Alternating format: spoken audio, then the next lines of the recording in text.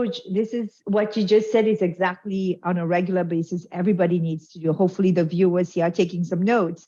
We really have to check in with ourselves mentally, Totally. emotionally, spiritually, and physically. If you do that on a regular basis, you will avoid burnout. And the reason why sometimes we hate or we call Wednesday the hump day, right? Because, oh, funny, we're going to get to that weekend.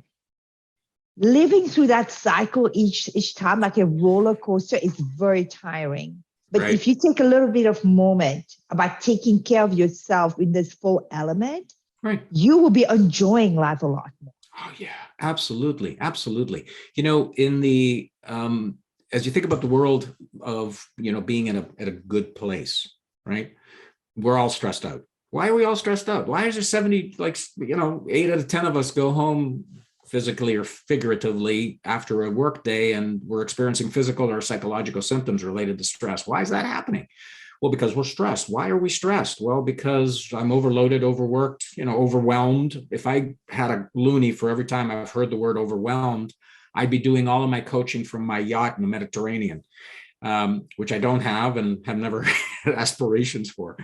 And so when I speak about stress, which is overwhelming, the element that I bring into play is the following: supply and demand. Stress happens when demand for me or you, whatever, demand exceeds supply. There's only so much of me to go around. I can only be in one place at one time, and there's only 24 hours in a day. How much do you want? So when that supply is limited to 24 hours, but demand exceeds it, we need to be at 3 meetings at the same time. I've got, 1,000 emails I haven't looked at yet. By the way, I had a client say to me last week, I have 1,000 emails I generally haven't seen on any given day. Can you imagine that? So when demand exceeds supply, we start to feel the pressure. So I ask my clients to reconsider the way they think about that concept of supply and demand. And I ask them, I say, you know, if demand goes up and supply is static in the marketplace, what generally happens? They say, well, the price goes up. I said, that's right. Has your price gone up? Have you become more challenging of others for the limited time that you have? You want me at your meeting. You want me at your meeting. You want me at your meeting. Okay, someone make the best case for why I will make the best contribution that's most valuable in your meeting, and then I'll be there. The rest of you, you get 5 minutes of me, and I'll give you the best 5 minutes you ever had. I think it's about prioritizations and setting boundaries. But I want to go back to the whole phone thing, right? If we start thinking of our body like a phone and always charge it, takes the time to charge it, we will be in a better mindset to take on the work challenge, not to get burned out.